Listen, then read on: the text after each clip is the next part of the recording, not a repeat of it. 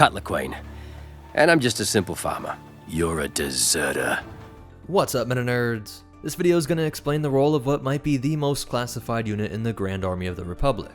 I will get into some references to Bad Batch and speculation towards the end, but I'll give another warning before I get into that part. Of all the specializations in the Republic military, from the Coruscant Guard to the Bad Batch, the Arcs and the Marines, only one unit was at the personal directive of the Supreme Chancellor. Known only as the Covert Ops clone troopers, they were not classified as a part of the Special Operations Brigade, which was headed by Jedi General Arlegin Zay, and which commanded the likes of Delta and Omega Squad, the Shadow Troopers, and even the Assassins whose sole purpose was to be a failsafe against the Jedi, actually trained by Jedi to learn how to get around their force powers, just in case one of their own became a traitor, something that was an obvious worry to everyone in the Republic, with the CIS being led by a fallen Jedi. So while it might seem odd at first that there was a hit squad under the command of the Chancellor, it was seen as just one part of a series of specialized units that fell under the command of different positions, all acting in a way as a sort of checks on balances of power, complementing the contingency orders that were known to exist. Order 66 was not a secret. The inhibitor chips were a secret and acted as an insurance policy, but the clones already would have been expected to kill the Jedi simply because this was a direct order from a superior. The punishment for not carrying out any of these contingency orders was to be declared a traitor and executed. There were multiple orders to remove the Supreme Chancellor from office, like Order 65 allowing the use of lethal force to remove him if the majority of the Senate or Security Council deemed him unfit. And keep in mind that the Senator was always with Senate guards or the Coruscant guards, just as the Jedi Generals were always with their clones. Usually thought of protecting the people they were with, but they played this dual role of being a means of instantly calling in a check on power. If that order was ever given, the Chancellor or the Jedi could be blasted by the people with them. And the Supreme Chancellor was the head of the GAR, had the most intel of any individual in the military, and was granted this elite covert ops unit to act quickly and efficiently on that intel. These clones had no restrictions and reported only to the Supreme Chancellor. The Director of Special Forces would only infer the actions of this unit, passing on intel and laying out operations that would be referred to as dirty work, and then Palpatine would make a decision on how to respond at his own discretion, understanding both the political ramifications and having the most military intel. Now, if you think something like this is surprisingly dark for the virtuous Republic, just keep in mind that Order 37 was known to senators. It was also not a secret. Reading, quote, capture of a single wanted individual through the mass arrest and threatened execution of a civilian population. Follow-up directives include scenarios for body disposal of civilian casualties and suppression of communications. And we don't know the order number, but RC-3222 mentioned one of these 150 orders concerned protocol for, quote, reducing key allied worlds to slag if they switch sides. So checks on everything from chancellors to Jedi and even whole planets. And then the covert ops most often acted as checks on their own brothers. While their purview could entail anything, they would often hunt down other clones. Troopers could not be allowed to defect in this galaxy at war.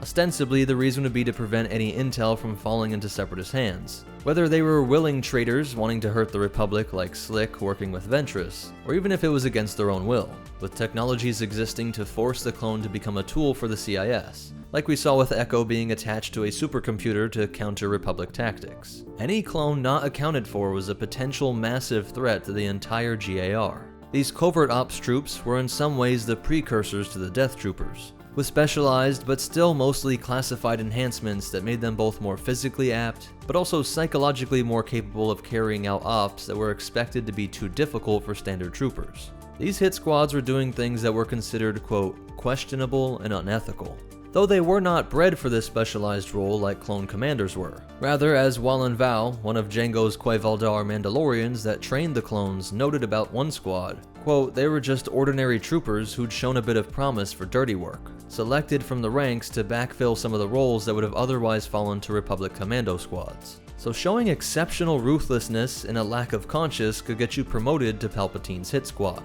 As for their equipment, not much has been declassified, but they were known to use modified DC-15A and DC-15S blasters. While the most striking visual difference is this purplish coloring. This armor contained a polymer called Reflect, something that in all of the Republic and Imperial military is only seen in the armor of Death Troopers. But interestingly, there was also a bounty hunter called Mist, who had a photoreactive personal armor that contained microscopic crystals that could adapt to reflect incoming light and make the wearer nearly invisible. She also had it coated in reflect, since this material was specifically designed to make one invisible to nearly all forms of sensors. So she would be practically invisible to both the naked eye and to any technology. So while we cannot confirm that the Covert Ops troopers had the more detailed microscopic crystal tech, they certainly were undetectable to all forms of sensors. And I do think it's highly likely that they would have access to this photoreactive coating as well, being the most secretive elite unit in existence, and definitely with no budget issues.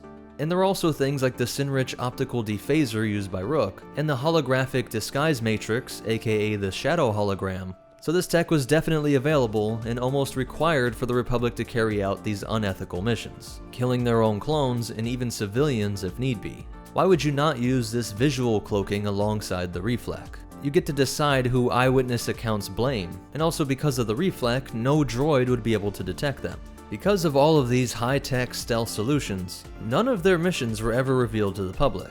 The only way we know about one of their hits was because it failed due to a pure accident due to 2 elite units unknowingly operating in the same area. The Covert Ops only had a max of 3 troopers ever deployed at once, and on this particular mission they had the more standard 2-man team. Alpha 30, known as Sol, was an Alpha-class advanced recon commando who went AWOL after suspecting the true purpose of the clone army in Palpatine's schemes. Members of Omega Squad were on the planet Gaftakar to assist in the training of local resistance trying to overthrow the Separatist leadership. They came across this AWOL clone, and Omega Squad were able to capture him and were able to extract info from him.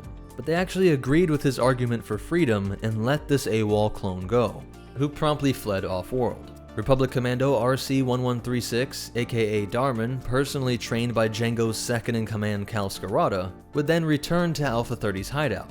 The pair of these Covert Ops troopers entered the building thinking Darman was their target. But this commando, who was the sole survivor of a previous squadron, one of the best trained in the military, was able to best these 2 troopers.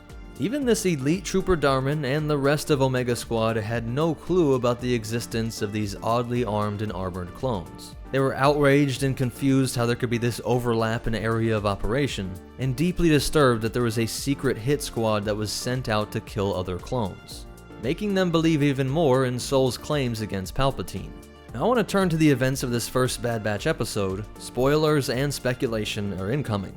We see how Tarkin is transitioning towards conscription troops. Something that we talked about in other videos is that taking your troops from the population all across the galaxy works to tie communities to the Empire, instilling patriotism tied to a paycheck, and puts potentially rebellious and rowdy lower classes to work spreading your empire.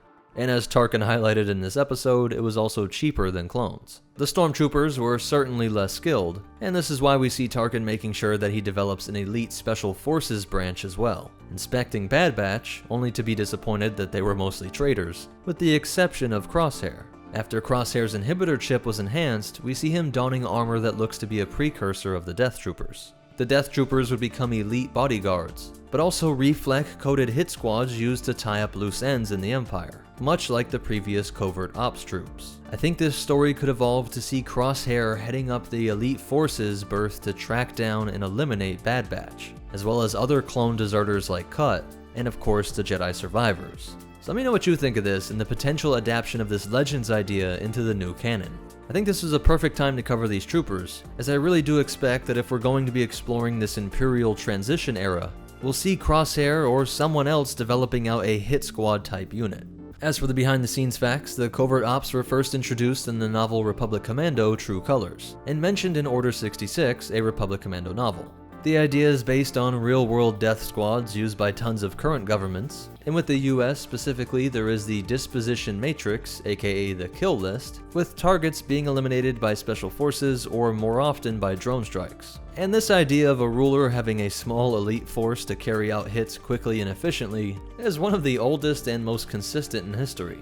It is odd how little of this was explored in Star Wars lore during the Clone Wars. Even in the Imperial era, we mostly see things in the form of the Inquisitors, but not as much highlighting a force within the Imperial military. So let me know what you think about the Bad Batch and where it might go in the future, and what you think of a potential rivalry between Crosshair squads and the Bad Batch. Likes and comments really help to promote the video on YouTube, and be sure to subscribe so you don't miss more videos like this. Check out the description for discounts on awesome metal print art and free audiobooks from Audible.